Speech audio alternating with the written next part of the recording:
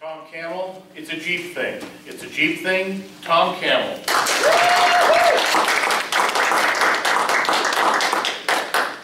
Thank you, Mr. Toastmaster, fellow members. Driving around, you may have seen newer Jeeps, tire covers, a little saying, a happy face, sometimes with a scruffy beard, says it's a Jeep thing. If you look carefully, you might have noticed a Jeep that has a bumper sticker that looks upside down. It says, if you can read this, please flip me over. There's a reason people have gotten these various different things. As a kid, we liked hiking, Cub Scouts, Boy Scouts. But as we got older, my little brother Bill decided he wanted a four-wheeler. Got him a shiny red and white 72 CJ5. This is a little short thing, kind of narrow. You can get in and out of tight spots. I mean, you can turn it around inside this circle. Big tires on it. We found out the six-cylinder was great for four-wheeling. My dad got a Jeep. We found an old Wagoneer, $300 on the wholesale line at the dealer, talked him out of it, worked on it, got it running. Well, this led to multiple adventures. Now, Mike and I have deer hunted and javelina hunted and quail hunted and such forth over the years, and we found an area on the backside of Roosevelt Lake, the Sierra Ancha Wilderness area. Now the wilderness you can't drive a Jeep in, but you can drive all the roads going up to it, so we got these topographical maps. Now a topo map is really useful because you can use it to find out, well, does this road connect over here? Does this, hey, you know what, let's try this. Over here, we'll go up table. Yeah, this road here, it'll connect over here, and we can come back this way. That sounds like fun. Yeah. We always make it a day-long expedition, and we try to go prepared. I mean, we're Boy Scouts, so we learn to be prepared. Well, little Jeeps can get in and out almost anywhere. So we'd start driving on the road, come around a corner, and wow, here's this hill. And it's not just two tracks going up it, it's all washed out, so there's rivulets and jumps and rocks and things, and you actually have to pick your way through it. That's when more people make it more fun. One person drives, the owner, generally, and one person's a spotter. Now the spotter's job is real important. He's got to get out, climb up to the top of the hill, look back down, kind of decide, yeah, okay, if he bridges over here and comes around here. All right, I got it. All right, Bill, come on. All right, come on up this way, that way, a little bit more. Okay, go that way. Whoa, no, back up a little bit. All right, go that way. All right, now I'm going to have you come through here. So you got to just put the tire right here on this rock. All right, come on. About this time we hear, I think I'm going to walk the rest of the way up. It had come either from Mike or my dad. Because Bill, with his little Jeep, would get it kind of hung up in the air like this, with one tire off the ground. And as long as you had a steady foot, and your spotter had to be pretty dead on, because if you made a mistake, it'd slide off into the ditch, and you kind of got two tires hanging off the ground. Well, that's when it gets to be great fun. You get to get the ratchet winch out. We didn't have one of those fancy winches on the bumper yet, so we get it out, get it pulling on it, pull it sideways a little bit, pop the clutch, poof, get back up on the rock, and ease through. More fun than that is to come through a wash that's got water in it and climb up the bank on the other side. Now these storms, these really big storms that we get, change the topography quite a bit. A lot of these trails go down and into a wash, and some of them follow a wash for a ways. And when they climb out, sometimes you're climbing something the height of this table. A little Jeep, no problem. Tires are this tall? Yeah, we go up that, no problem. And you have to go up at a kind of an angle. So you pick a spot.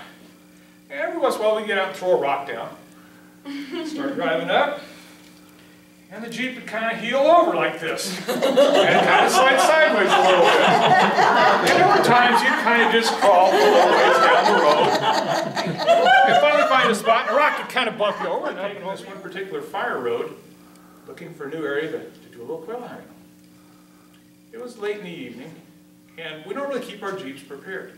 Now, we don't just go driving willy-nilly across country. In Arizona, you need to be responsible and stay on the trails, established roads and trails. Now, established road means it was there 30 or 40 years ago, and you can kind of see the tracks between the trees. That makes it legal. We're on one such road, and the water had kind of cut rivulets here and there. But there were places, there were big ravines, bigger than the room, that came together into a V, and the road kind of snuck around the uphill corner. As we went in, we were going downhill, and no problem. I was driving this time. Stayed way over to the edge, got around the corner. Actually, it was a corner that went that way, so we went this way. We got in, we got out, walked around a little while, thought, yeah, this would be a good spot to park. We're going to go try this tomorrow. So we turned the Jeep around. Well, on our way out, I was talking, not really doing my job. You know, driving is job one when you're four-wheeling. And I didn't see the need for a spotter. We'd been doing this for years, so there was no need for a spotter. We came up to that same big cut, and the road was, well, about that wide. The Jeep's about this wide. And I knew coming in, I had stayed up and kind of gone up on the hill. Well, coming out, I didn't stay quite far enough uphill. And as we came around, the right rear tire kind of went thunk. That's not good. 3 speed, put it in reverse. Well, I'll just back up. It'll pull that tire back up. As I backed up, the back of the Jeep went a little deeper. Mike's sitting on the passenger side kind of looking at things. I glanced over and his eyes were getting a little bigger. I'll just go forward. I can pull out of this, no problem. Pulled forward and the right rear went a little further. At which point we decided, you know, maybe we better get out and look this over a little more carefully. Dad's in the back seat, Bill's in the back seat, Mike's in the front, and I'm driving. I stayed on the brakes. They got out and looked, and lo and behold, my left front tire was just coming off the ground. My right rear was down in the hole, and I looked over and I said, well, I'm going to get out too. Mike says, can I get out? Well, sure, Mike. At this point, Mike's eyes were about this big. Mike was unfortunate in the fact that that ravine dropped off at an angle about like this, and where he was sitting, as he opened his door, he saw that his first step was about 15 feet. Now, he crawled over the seat to get out, and he started fretting and fussing.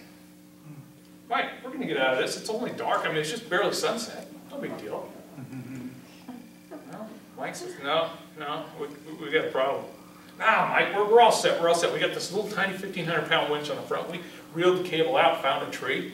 We took our little ratchet Kaml along, put it on the bumper hitch, went up to a tree over here, and figured, well, you know, this one will keep us from going too far. The worst that'll happen, we'll be hanging like this. We'll come back in the morning and get it out.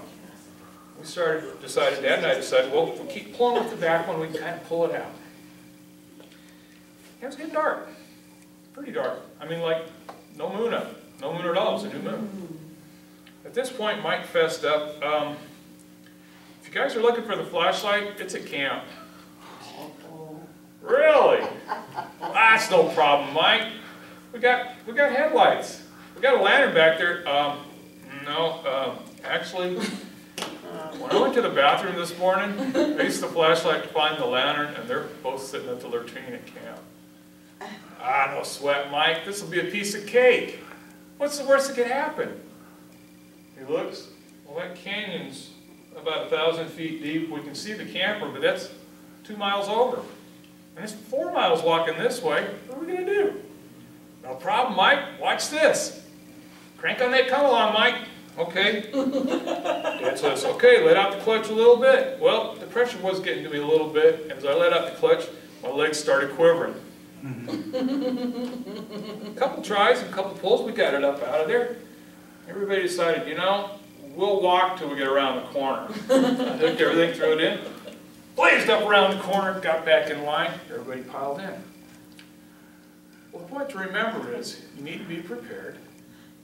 And don't sweat the little stuff, because flashlights and lanterns, while they're nice, they're not essential. Working by Braille is perfectly acceptable when you're not going to be moving very fast. And always remember to stay on established roads and trails and not drift off of them.